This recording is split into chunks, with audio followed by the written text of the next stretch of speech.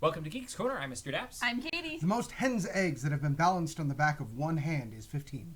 15? 15. Hen's egg on a hand? Back of a hand. Okay. How big was the hand? That's a great question. Have you seen a picture of this? No. How about a video? No. Are you saying the internet could lie to us? Do you think this knowledge just comes to me from the ether? Because it does, and that's how I know these Well, things. I thought it was from the Cameron underrated trivia. Randed. Book over. Actually, a lot of it does come from that book, and also Bad Days in History, which is another book I think you got me. There you I go. did, actually. And That's then funny. much of the other information comes from the Twitter account of Quite Interesting, which is a British program. Ooh. It's very good. I suggest you Another follow one? it. But Is this a I was going to say, we podcast, shouldn't or- follow it, because then yeah, we'll you know ruin things. most of the facts. Oh, that then you I'll be like, Yeah. I know Yeah. that one. Yeah. I heard it on the podcast. Although, to be fair, I have probably 150, 175 facts stored up in the backlog because, little spoiler behind the scenes, you should use the hashtag Geeks Corner to talk to us. The hashtag Geeks Corner, that's... No, Okay. I don't think they do. Actually, they do. Oh, Yeah, really? Yeah. Oh, okay. That's I guess about I haven't 5 been back seconds. Okay. home. That's exciting. Back home where everybody does it. Oh, 15 eggs.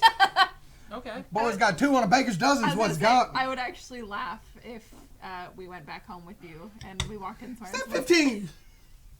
I got 16. Come on over here, eggs. How you doing? I love- don't know why everybody in my hometown is from Biola Battery, Alabama. But I don't know either, but it was very funny. shoot! Did they just move there? Or Yeah, what? apparently. Yeah. You guys are both drinking at the same time, and I felt like I had to Always fill a that good silence. We did. Yeah, you do. So we just got back from Dallas, which is why I have the cool bin here. Been there? I don't remember any of Been that. there. Been there, mug. Y'all. Well, 2 of the 3 of us. You were holding down the fort while You we were gone. just sat here, right? But we Yeah. did get to see Dealey Plaza. Yeah. We got to see a really cold zoo. Y'all, okay, so It's not apparently, don't go to the y'all. Dallas Did you just Zoo. do y'all? I always say y'all. Okay. Have you ever met me? I just thought you really And I don't leaned mean into to that correct accent. you, but if we have more than 2 viewers, the correct vernacular is all y'all. All y'all. That is the collective. We All do y'all. have more than 2. Keep going. Apparently, if you want to go to the Dallas Zoo, you should plan to go on a day where it is warmer than 45 degrees. Even if it's a penguin day. Even if it's a penguin. Because you would think on a penguin day, it'd be okay for it to be cold. But it's not. Mm. So, in our video, you can see how many animals we actually saw at the zoo. And I will give you this clue. It's not 2,000. There were 2,000 animals at this zoo. We did not see 2,000, but we did count how many we did see. And that video's on Did Friday? you see more than And- 2,000? We are precise with how many. Yeah, that video should be up on Friday. Yeah. Are you counting all vertebrate and non-vertebrates? It had to be anything in a cage. There were probably some trilobites in that cage. They saw millions. We're not counting those. Oh. We had to see them Yeah, I did. and recognize them. Yeah, You wouldn't recognize a trilobite if it slapped you in the face. I wouldn't. That's actually. okay. All right. So that was fun. It was cold. It was a good trip though, and Yeah. now we are back, and there were goats there, as Christina. Oh, there reminded us were on goats. Twitter. Oh, I forgot about the goats. I thought that was just the order of importance. We went, No, I we had a was good going time. through There We're were back goats. now. There were goats. No, I was looking at. I was the, very confused. Although, weirdly, while you were in Dallas, I also hung out with a goat. So, I mean, saw, I saw your that. it's a status. weird connection. I don't remember if it was Instagram, Twitter, somewhere I saw that. While we were there, actually, it was just before we went there, actually. Last Monday, Tuesday, something like that. Happy Prices were days. again raised. Shocker, in the middle of February. That was surprise. RAISED, not RAZED. Thank you. At both Disneyland and Walt Disney World. And this would be the point where normally we're like, hey, supply and Blah, demand, blah, blah, get used economics. to it, keeping the parks pretty, all of that stuff. My question is, we now know what the prices are. We'll just stick with Disneyland for this moment, Okay. if I can get this open. So, what could they be? Like, thinking, like, if you're sitting in a cubicle and you're an analyst for Disney somewhere, They aren't sitting in cubicles. well, whatever they're sitting in. I'm No, thinking they like don't the do person who's doing the actual math and then passing it up to the people that make decisions. I do want to play with you in this space, but in my fantasy, I would like to have the corner office where I'm staring pensively out of a length window. While it's raining? Yeah, Okay, absolutely. yeah, that's fine. Cool. So, basically, let's start Gatsby was a with good man. the 2020. Let's start with the Max Pass. The Okay. Max Pass went up from $15 to $20. Yeah. Mm-hmm. Is that the highest price you think they could have gotten away with? No. Absolutely And not. people would have still paid it. And which price would you have picked if you'd have been the one in charge? See, okay, here's the thing. I mean, I've got my personal feelings, but I also think there's another thing. I feel like they could take it all the way up to like $50. Really? Yeah.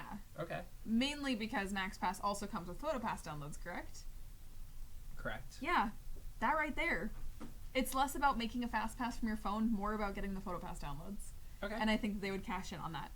If I were to equivocate to anything else, most other parks sell a front of the line pass or some variation thereof. Which is ridiculously expensive. And it's right? much more expensive than this. How much is it at Universal? Do you know? I want 300, 400? for a single. No, it's a little bit less than that. For a VIP Oh yeah, day. no, for the VIP it's like $350 a person. Yeah, but the normal day ticket's like But they do 95. offer a front of the line pass, which is I want to say in the $75 to $100 range, which is literally just a fast pass for every attraction. Now, Max Pass is a less value than that because you can theoretically only do one at a time, but at the same time, you're never doing more than that at a time, so it's not. And you're also getting pictures. You just have to be able to plan a little bit better. So in theory, that is a better value than the front of the line passes are at Knott's or at Universal, which is clearly an offer there. So. Huh. Okay. So what price? She said 50. And they could go anywhere under 100 and people still pay it. Yeah. Yeah.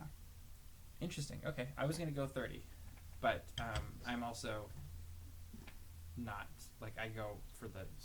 Now, mind you, the other pass to the other part, Knott's, I've been fortunate to take advantage of that one time, and it's great because you don't have to think.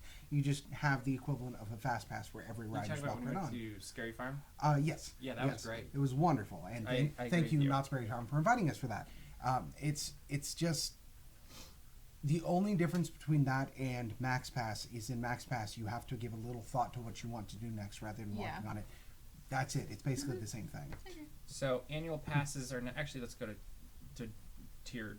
There's 5 tiers now Yeah, for complicated. day passes. And several more from many of the Twitter comments. Right. Hey-o! Oh man. Oh, that's bad. Let's hope none of them see this. And you got the dog to bark. Woof. That Yeah, wasn't Wolf, it was rough. not our dog. Yeah. So let's just stick with the adults. It's anywhere from Doors. $104 at the lowest tier Yes. on a slow day Okay. to $209 for a park hopper on a busy day. It's aggressive. That's several money. So I do think this is important to state at the beginning of this discussion. We're not unaware that that is several monies. Yeah. Like that, we do not live on a velvet cloud of rainbows and sunshine that makes us believe that that is pittance of money. We're not Scrooge McDuck splashing around in all of our coins. Yeah, that would hurt. By the Yeah, way, I don't understand why he dives into it. Anyway. that is several money. Yeah, it's a lot. We are discussing inherent value for cost. Yeah. Just please don't think that we have a lot of money. I work at Starbucks, man. You think Starbucks pays me Disney money? I too So- pass by a Starbucks. so these prices up to $200 basically. Yeah. Thoughts. Here's my first thing. I'm just doing a quick thing. If I remember correctly, it was $35 in 1988 to go to Disneyland. I could be wrong on this, but somebody can check on that for Okay. me. Hopefully. Maybe Christina can look it up. And just by the inflation calendar, Okay. from just one park Okay. with however fewer rides there were in 1988, Okay. today that ticket would be $76.32. Okay. I would dare say the park has more than tripled in value, I agree. and it hasn't tripled in price. You've got Fantasmic, you've got better fireworks, you've got way more attractions Rise of the now. Resistance. It's open later and You've- all days of the You've week. got Yeah. was Splash Mountain open? That was '89, right? Yeah. So you've got Splash Mountain, you've got what else would be new since then? All of Galaxy's Edge. No, I'm pretty sure that was around All the of 80s. Toontown wasn't there 77? before. Yeah. The fireworks were much simpler then. You did have Main Street Electric. It was just one guy named Jerry lobbing Molotov cocktails. Just, Anyway, woo! there's just my perspective as I was looking at this. I was like, I really kind of had sticker shock when I first saw the prices. agree. And then I was like, wait, how much is this really? Because if it's 76 and then basically one day, one park, which is probably the best equivalent at tier 1, we'll just say, is up to 104. That's what, $30. I don't know. Anyway, your thoughts on the new prices and where they could go.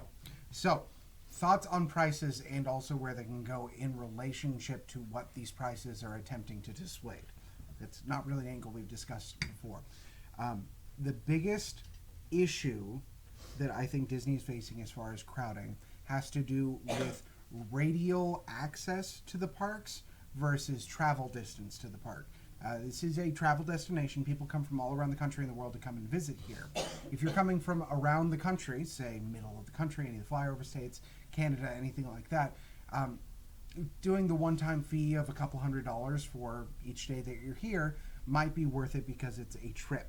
Which, in my defense, or in not my defense, but in my perspective, that is how I did Disney as a kid. Yeah. And so I do have that weird. You're not buying annual passes out there. No, well, my dad did, but we would save up so that you could go your one day on that one trip every however many years. I feel like that price range for those traveling and making this a special trip is actually a little bit higher simply because of the value and the distance it's required to get there.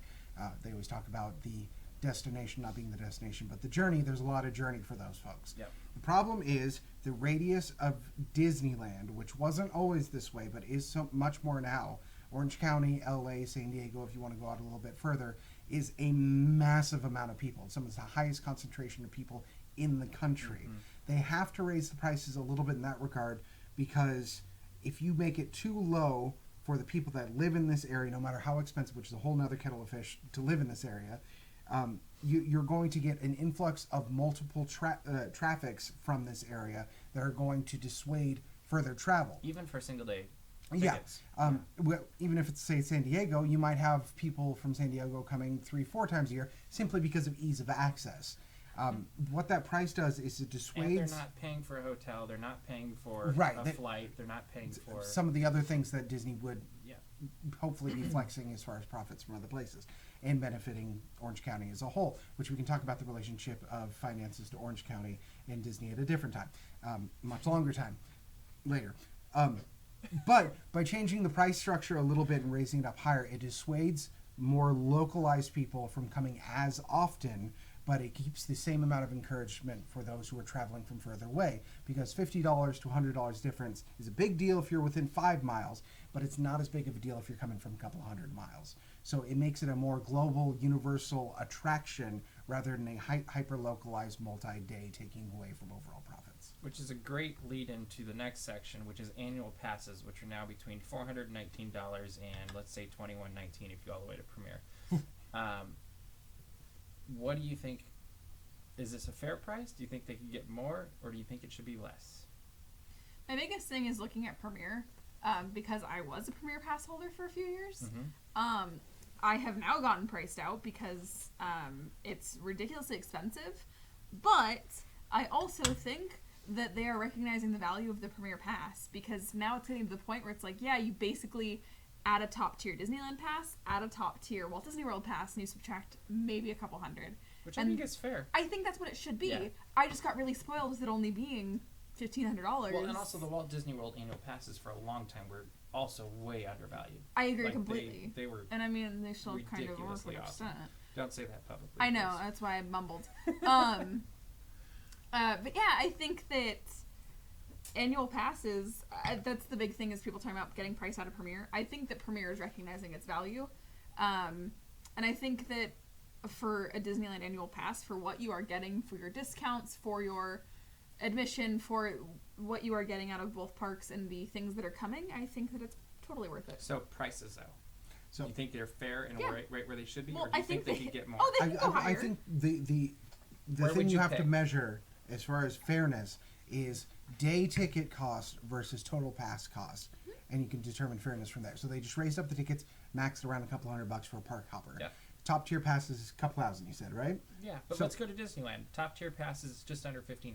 $1,500. Okay, so that means that on average, $150 if you're looking middle of the pack for busy, not busy days.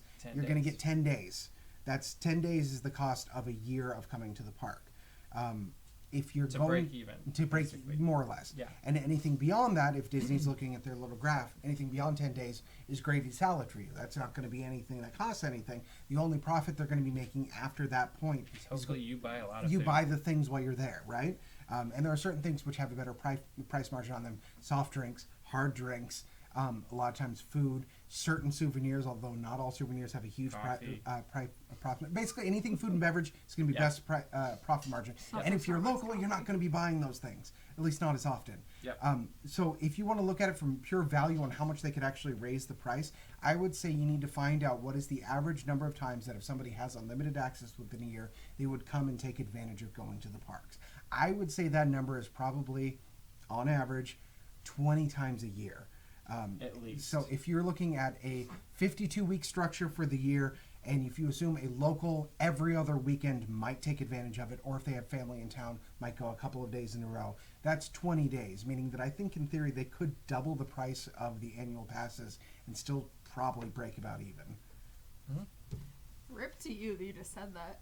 I'm not benefiting from this. It's hurting me too. This is literally us just being geeks and talking about what could be, and I think there is a perspective there that we forget is like even looking at the premiere of being $21.19 now, I'm like that's not a terrible deal. It's not. When you think of all that you're getting from 2 parks here, 4 parks over in Florida, and parking and Max Pass, Fast Pass, all that fun stuff. Like it really is getting a good deal. And we keep harping on value, and that I think that is an important thing that we're not calculating into this as far as cost value. Everything Disney does is of a better tier. My wife and I are going on another Disney cruise this year after going on a Disney cruise last year. You're hooked. Despite it being abhorrently expensive, admittedly, it's just better. And if you have the opportunity to take advantage of that price structure, you can charge more for it. Yeah. It'll be interesting to see how this goes in the coming years, and how far it goes. We've got 85. It was $16.50, or no, 16. In 85, it was $31. 95. Oh, I'm reading it wrong. 16, 15, 85. I don't know how I'm reading this. Anyway, we'll get those someday. Math is not our strong suit, but we do know how to... Mine is a 3-piece, usually double-breasted for a coverage. I like a nice tweed pattern, preferably something on the elbows, if possible. I like those, too. That's a good choice. Yeah. Fastpass arrived at Monsters, Inc. and Autopia this week, and with it came long lines, especially at Monsters, Inc., which had a 2-hour line at one point on Sunday at Disney California Adventure. I think this is brilliant on Disney's part. With the thing back where it came from. So help me. And ironically, so help me. Literally a week ago, we went on Monsters, Inc. and basically walked on the attraction, which will not be happening. Fast passes are now being utilized there. And I think it's a smart move on Disney's part because they created a demand out of nothing. And Cameron and I were talking just before the show, before you arrived, how they did the exact same thing with the Trattoria. Is that right? Wine Terrace. Tasting Tasting Terrace, yes. But literally, that's the place we used to go and hide because nobody knew about it. Who wrote an article about You it being... I think you guys... Was that? You wrote it for now, us. hold on. Yeah, Disney's watching. Yeah. And obviously, this will do something when it arrives for Millennium Falcon as well. But... oh, no. Don't say that. The days of getting on Even Sundays. though they have only said that Smugglers Run is coming soon, wink, they've not announced an actual date, so... Predictions? Don't make me do that. Before the beginning of summer. I was going to say before summer, May. Too. Okay. There you go, Bailey. It's gonna be May. There you go. Cinderella Castle is getting a new look. It will be pink and Pinkish. blue and gold, and it reminds me a lot of another castle. Was it the 25th anniversary one? Because I just think it it looks one. like I thought it looked like Stitch's castle. It looks a lot like Sleeping Beauty Castle, and it also looks a lot like the opening movie castle now, with the new concept art. The one you wish upon a star castle. I like that it's a nice salmon. It's not pink. It's really not pink. it's the kind of salmon you hope for at the sushi bar. Yeah, but it's a very light. But the thing that I love the most is that they've made it that nice, like that very, very light touch of salmon color.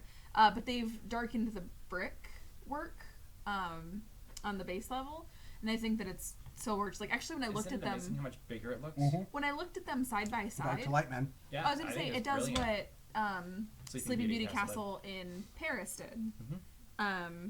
And in Shanghai. Anaheim also. Shanghai, Well, they I did a mean, really yeah. good job with the color leveling, which I saw from the Imagineering story on Disney Plus. Highly recommend. Yeah. But, yeah, I, side by side, it was very funny. Because at first I saw it and I was like, really? Like, I see that there's that pink, but okay. But then I looked at them side by side and I went, wow, okay, huge improvement. Yeah, I agree completely. Hopping back to our previous topic, Clocky sent from Disneyland says, comparing entertainment costs of concert, ski pass, music festival, or professional sporting event versus one Disney day. And I think that is the best argument. Yeah, that's great. Because the amount of money I've spent going to see Paul McCartney 3 times is way more than I spend on Disney. And even people go to 3-day festivals where you're seeing multiple headliners, multiple things. Yep. They're spending $500 for a 3-day To ticket. live in squalor, I might And it add. smells. Yeah. Y'all, how much do they spend to go to Firefest? I think Disney's a better option. So, heading back over to Florida, we also learned in the last 2 weeks, since we didn't have a true episode. We had an episode last week. We had an episode. Not a traditional episode. It was a special one.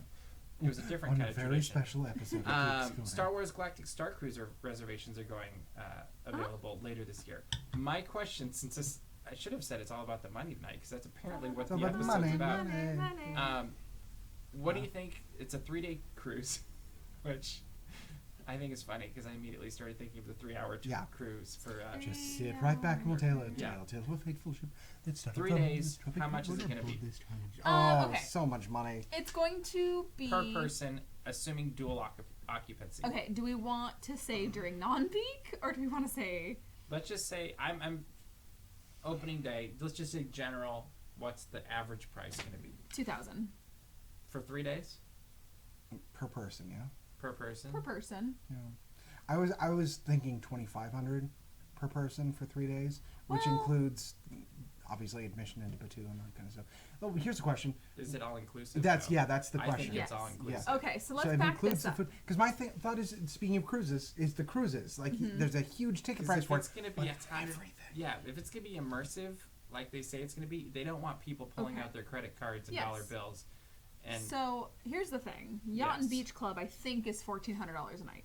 yeah, So... see, I think you're both lowballing. Yeah, okay. So, I was going to say, putting it into that I perspective... say 2,500 a person, assuming you're all in the same room. That's including family members. Do you think 4 people per room, 2,500 per person? Yeah, so it's a 10K 3-night thing in total. I'm going to go back.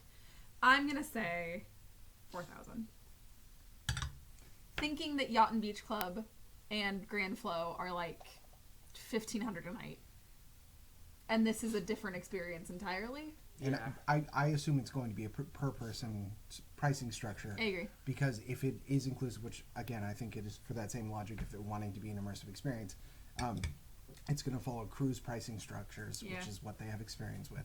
And But it's going to be more because it's Star Wars and you get to go to Galaxy's Edge. And I'm assuming that ticket's going to be included also. yeah, that will be included. But I wonder, you must be restricted to just Batu while you're there. I don't know. I mean, it would kind of ruin the magic if you left. Yeah. I was going to say, well, they also have something, I believe that they talked about at D23 Expo, of something like a Jedi Training Academy, but you are training with real lightsabers. Well, not real lightsabers, please don't. No, not real lightsabers. The younglings. You know that video you saw about a guy making a real lightsaber? Well, no. We got some kids, and Anyway. And now okay, there aren't what? kids anymore. So, hee hee. But I think that there's going to be all these experiences included in it that is going to up the value significantly. So how much per person is it for a 3-day cruise on Disney Cruise Line? Off the top of your head. Because I think that's $2,500.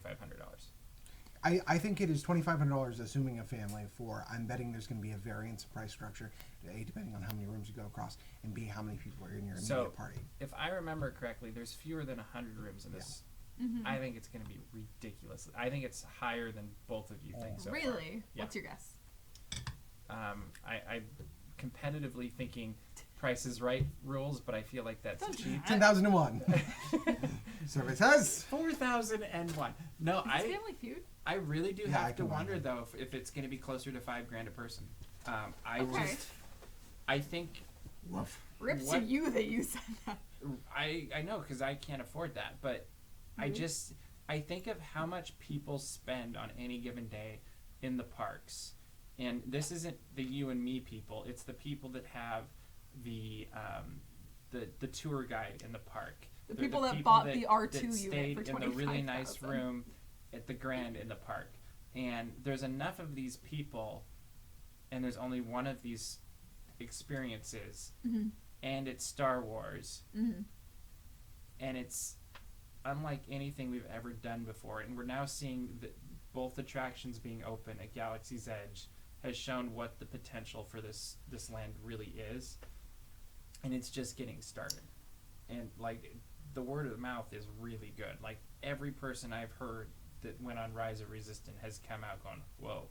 And I wonder if they're going to hold boarding passes for Galactic Cruiser guests. I sure hope so. I mean, I Oh, yeah, feel like they that's... would. I feel like they're going to have to. But see, that's part of the value of... You can just... Like, there's going to be food that's galactic food, you know, Star Wars food. There's going to be drinks that are Star Wars drinks. We're going to have some sort of Star Wars breakfast. There's going to be all the characters. There's going to be the Star Wars levels. character dining. Probably. Welcome to Endor. It's a vegan meal. But the character dining won't end after the meal. It'll just keep going. Like, the experience will just keep going 24 hours a day. And we really haven't ever had anything to that level. Yeah.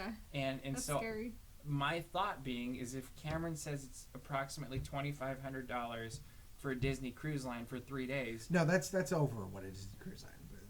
But I would yeah. easily double it. Like, I think it's safe to double That's it. fair. And, I'm gonna stick family for 10K. Final answer for me. There might be a deal for that. We'll see. I will be shocked. I think there is a value for them in not selling it for what the max, because they could do 20K. They could honestly do 50K and they'd book up. Oh, I That's not guarantee it. that's not the problem. I think that there is an inherent value of being that popular that they would keep the price a little bit lower for, because I would hope so. because yes, they could sell it as an ultra luxury. United Arab Emirates has plenty of these experiences Sure. you can go do.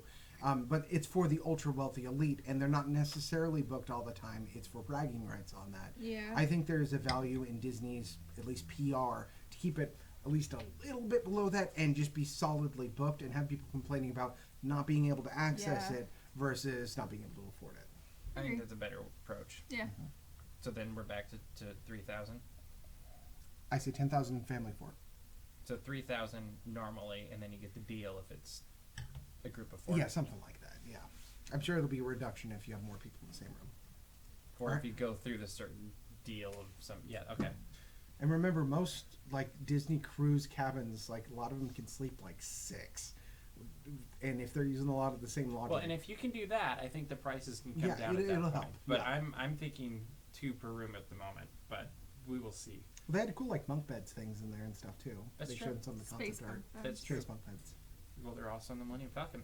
All right, wrapping up really quick, we've got 2 reboots coming from our childhoods. One is the Mighty Ducks, the other is Honey, I Shrunk the Kids, and the lead from some of our childhoods. We've got Emilio Estevez coming back, and also Ricky Emilio! Moranis. Thank you, Cameron. What do you guys think about these 2 iconic actors returning to roles that actually they were iconic for? I'm mainly excited about Rick Moranis. Rick Moranis is going to be I very 100%. good. Like, that's we a- haven't gotten to see him in a long time. In a very long time. We've heard him, we just haven't seen him. And we were talking about the fact that we kind of thought more that he would come out of retirement of acting for Ghostbusters. He hoped. Um, I still hope that's like I the think big probably surprise. still going to happen. Yeah, I also hope so. But this is a good, like, it's good to see this as well. I'm pretty excited about Emilio Estevez and Mighty Ducks, mostly because I've been playing hockey lately, so I understand it. So you are a Mighty Duck? So I am a Mighty Duck, Oh my gosh. obviously. I do straight up have a Ducks jersey now. I love it's pretty that. cool. The but Ducks what? a Ducks jersey, it's a sweater. It's called Thank a sweater. I've been trying to work on my I'm vernacular. helping you. Because in hockey, it's called a sweater, not a jersey. All right, Oh, boys. I didn't know that. I learned something Boys. today. Yeah, but I got really excited seeing the pictures of Emilio Estevez et al. Playing because they're actually like geared up They and do it. Whatever the It's pictures being are from. filmed in Minnesota too, right? Yeah, like they're straight up that's like the way it should be. they're playing. Like it's not like a sense like Emilio Estevez was out getting in shape to be doing hockey. And if somebody who's personally experienced how much that's terrible, I'm pretty excited. Did you guys read the descriptions of each show? So, Mighty Ducks Reboot is a Disney Plus series. Okay. And basically, the Mighty Ducks in Minnesota have gotten too big for their britches, and this kid comes along, doesn't make the team, and so he and his mom start a new upstart team to basically fight against the hockey league that they can't get into. Which I love, because that's totally what I did with baseball as a kid, because we couldn't get into, we didn't have enough money to play Little League. Also, Emilio Estevez was there. He was not. It was just a bunch of us Wearing ragtag his kids hockey playing pads. baseball. Yeah. But I love that, because I feel like a lot of kids that weren't able to be in the fancy teams did this as a kid. So there's going to be a lot of people that are adults that are going to resonate with this, and the kids will resonate it too, because it gives them that fun story. Yeah, I know the teams you're talking about. These are the ones that the parents came with, like Capri Suns and Lunchables as their snack. They Don't didn't forget have the like Otter Pops too. yeah, they had their whereas my team was had orange slices. I was gonna say you would Apples play that them, were brown. and at halftime you would be looking over there and you'd be like, why do they get such good snacks? Each of them got a whole candy bar. Yeah, and you a whole candy. and then you would just put the orange in your mouth. And Did the orange teeth thing? The Honey I Shrunk the Kids reboot is one called Shrunk, and Josh Gad is playing a now-grown son of Rick Moranis, who is following in his father's... Son of Rick Moranis. Wayne Zielinski. But has followed in his father's footsteps and accidentally shrunk people. So... What a wacky little family characteristic. And that's Rick Moranis' role, and he's just coming in, idiot. I've done this. It was a bad idea then. You don't remember? Here's my question. Is Josh Gad or Rick Moranis going to do the line, honey, I blew up the baby, shrunk the kids, Josh Gad. blew up the audience. Josh Gad will do it, and Rick Moranis is going to be the one that's responding to it. Oh, I like that. All right. So what do we think about these two? Thumbs up, thumbs down for both? Good. They're all going to be great. This is not a bad way.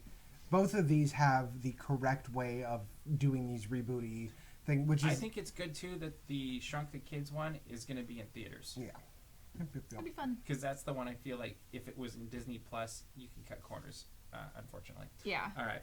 You should go to thegeekscorner.com. That is thegeekscorner.com. It's the website you're probably on watching this right now. If you're not, go there. Watch all of our shows. Go to dapsmagic.com, check out all the Disney and geek news as it happens, subscribe to our mailing list, and find our Patreon. And make sure to subscribe to this YouTube channel so you don't miss any of the videos that we are putting up. We just posted a video from Sweethearts Night, Disneyland After Dark. We've also got the vlog going up from Dallas.